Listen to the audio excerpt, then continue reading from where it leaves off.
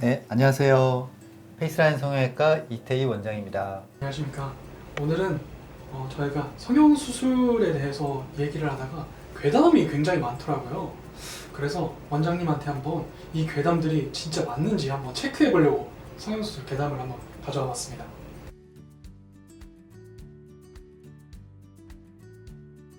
정답은 아닙니다. 보형물을 넣었을 때 실제로 보형물이 피부를 뚫고 나오는 그런 사례가 전혀 없는 건 아니고요. 아주 드물게 있는데요. 거의 한 4,500명 중에 한두 명 정도 꼴이라고 생각은 합니다. 대체로는 이유는 이제 이 보형물이 너무 원래 위치에 안 있고 피부에 가까운 쪽으로 이동을 하는 거예요.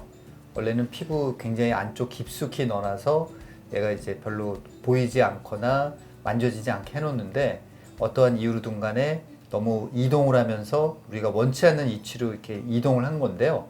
그게 이제 웃거나 말하는 거하고는 사실은 크게 관련은 없어요. 대체로는 오히려 그런 것보다는 염증, 감염, 출혈 이런 이유에 의해서 이제 이동하는 경우가 더 흔하긴 하고요. 수술 후에 처음 한 달 정도만 조심하시면 나중에 뭐 웃거나 말하거나 일상생활을 하는 건 전혀 문제가 없으세요. 자기가 하는 그 행동으로 인해서 그걸로 인해서 잘못되는 경우는 굉장히 드물기 때문에 편히 활동하시다가 뭔가 문제가 있으면 또 얼른 그 해당 병원에 이제 방문하셔가지고 다시 문의하시면 이 성형외과 전문의 해당 그 수술한 집도의가 책임지고 다 알아서 해결을 해드릴 겁니다.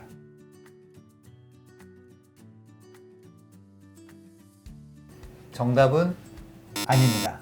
실리프팅이라는 거는 끝에 갈고리가 걸린 실을 딱 걸어가지고 쭉 잡아당겨서 끝에서 꽉 묶어주는 그러한 시술인데요. 물론 이것도 마찬가지로 굉장히 드문 사례이긴 하지만 이 실이 원래 속으로 쏙 들어가 있어야 되는데 어떠한 이유로 약간 끄트머리가 튀어나오는 사람들이 있기가 합니다. 되게 그런 경우에는 또 얼른 짧게 잘라드리면 그게 또 반복돼서 계속 문제가 되거나 그런 경우는 굉장히 드물긴 하거든요. 그런 것들 때문에 피부가 실제로 정말 끝이 찢어지거나 이런 사례는 전혀 보고된 바도 없고 실제로 제가 경험한 적도 없다라고 말씀드릴 수 있고요. 마찬가지로 이 실리프팅을 하더라도 처음 한 달 정도는 좀 불편하세요. 속에 뭔가 이렇게 강하게 잡아당기는 그런 매듭이 있다면 말하거나 웃을 때 또 만질 때 당연히 불편하신데 이런 게 또 시간을 두고 2개월, 3개월 정도 지나면 없어지긴 하거든요. 본인이 평소에 했던 이런 일상생활을 그대로 하셔도 됩니다. 웃거나 말한다 그래서 그게 결코 자기한테 해가 되거나 그렇진 않거든요.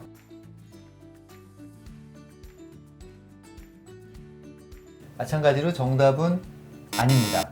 스킨 부스터라는 거는 각종 영양분이 있는 다양한 물질들을 제약회사에서 잘 만들어서 직접 피부에 주입을 해서 효과도 더 직접적으로 흡수율이 거의 100%에 가깝겠죠. 또 지속기간이 훨씬 더 오래 갈 수 있게 보통 뭐 짧게는 몇 달에서 길게는 한 1년 정도 유지가 되는데요. 이런 다양한 작용을 할 수 있는 것들을 이제 스킨 부스터라고 합니다. 굉장히 많은 다양한 상품들이 있는데요. 우리가 꼭 피부에 필요한 다양한 영양소들을 이제 담고 있습니다. 녹이는 물질들은 되게 강한 알칼리성이나 산성을 띄어야 되는데 대개는 이런 것들은 이제 중성 물질을 띈 게 보통이고요. 또 각종 그냥 영양소들만 들어있기 때문에 우리가 뭐 비타민을 먹는다 그래서 뭐 위가 더 상하거나 뭐 별로 그런 경우는 드물잖아요. 물론 이제 비의료인에게 어떤 물질을 맞는다면 전적으로 보장할 수가 없겠죠. 사실은 비의료인들이 놓는 그런 주사들이 말로는 다 의료용이라고 하지만 실제로는 이제 의료용으로 나온 게 아닌 경우가 굉장히 많아요. 공업용 실리콘이나 공업용 파라핀 등을 주사하는 경우가 많은데 이미 의료용으로 제조된 게 아니기 때문에 피부에 어떤 나쁜 영향, 염증이라든지 유가종이라든지 다양한 어떤 부작용을 일으킬 수 있는 건 너무 당연하고요. 그래서 이런 비의료인에게는 이제 이런 간단한 주사라도 절대 안 맞으시는 것을 권장을 합니다.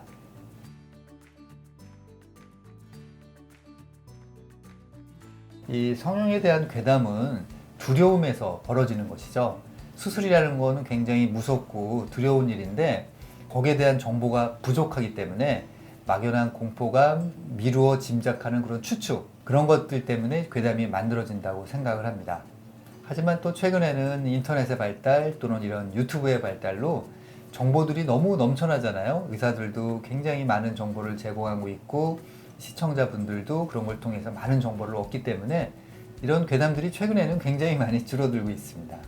결론적으로 오늘 제가 말씀드린 부분이 성형에 대한 많은 오해를 풀었으면 좋겠고요. 이런 괴담들이 다 괴담일 뿐 실제 사실이 아니라는 것을 잘 아셨으면 좋겠습니다. 감사합니다.